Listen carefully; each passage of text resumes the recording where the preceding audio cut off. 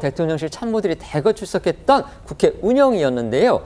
시작부터 고성, 손가락질이 오가더니 급기야는 민주당의 당대표 직무대행을 맡고 있는 박찬대 운영위원장이 국민의힘 배현진 의원을 향해서 입 닫으라 이렇게 말을 해서 회의가 파행되기도 했습니다. 네, 여야가 모두 모여 이 처음 운영위를 연 어제 여야의 공방 수위는 극에 달했는데요.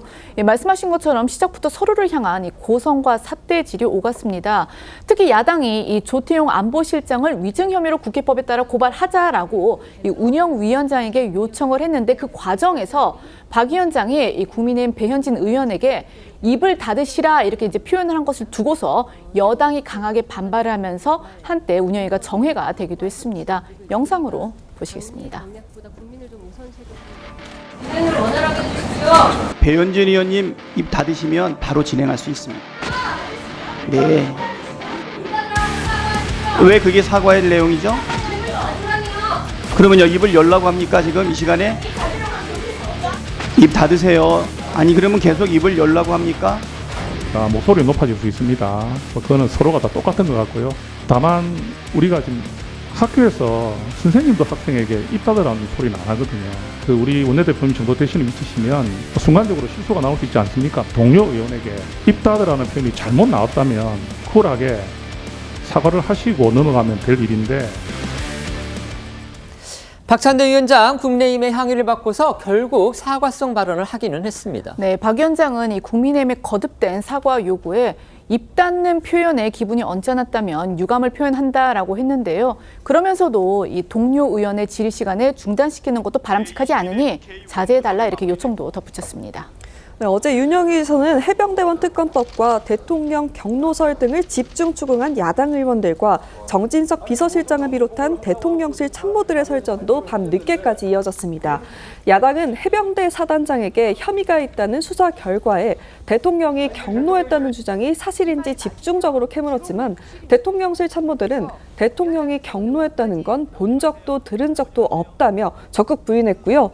02800으로 시작하는 대통령실 유선 전화의 주체를 두고도 이렇게 공방이 벌어졌는데요. 대통령실 참모들은 보안 사안이라며 야당의 의혹 제기에 맞섰습니다. 어제 운영위 상황 조금 더 보고 오시죠. 경로했다는 것은 본 적은 없고 네네. 들은 적도 없다. 그렇습니다. 7월 31일에 그 회의 이후에 800에 7070 전화 이후에 국방부 장관이 움직였습니다. 누가 전화했길래 국방부 장관이 움직였을까요? 제가 판단할 사항은 아닌 것 같습니다. 800에 7070이 안보실장 번호라는데 맞습니까? 아닙니다. 비서실장님 800에 7070 번호이십니까? 처음 듣습니다. 어쨌든 비서실장님 번호는 아니다. 또 안보실장님 번호도 아니고. 그러면 대통령인가요? 대통령실의 전화번호는 기밀상 외부로 유출할 수가 없게 되어 있습니다. 저는 대통령실의 전화번호 일체는 비밀 보안 사항이라고 생각합니다. 아마 지금 이 회의 실시간으로 북에서도 아마 시청하고 있을 겁니다. 지금 방금 보신 정진석 대통령 비서실장 5선 국회의원의 국회 부의장을 지냈죠. 어제 운영위 회의는 정진석 실장의 국회 상임위 대비 무대였습니다. 그래서 과연 어떻게 여당의 공격을 방어해낼까 주목하는 분들이 많았는데요. 일단 여권의 평가는 후한 듯 보입니다.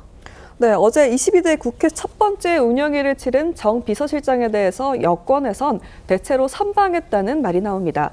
야당의 집중 공세에도 예민한 질문은 노련하게 피해갔고 또 반박해야 할 부분에선 작심한 듯 준비해온 답변을 쏟아내면서 김건희 여사 관련 의혹이나 해병대 사건 등 현안과 관련한 의혹이 더 확대되지 않게 적절히 대응했다는 건데요. 특히 정 비서실장은 김 여사 명품백 의혹과 관련한 야당의 공세에는 김 여사가 받은 백은 포장 그대로 청사 내에 보관 중인 것으로 알고 있다며 해당 사건은 불법적인 녹취와 촬영을 한 저급하고 비열한 공작 사건이라고 강하게 맞받았습니다. 정 비서실장의 목소리 잠시 듣고 오시죠.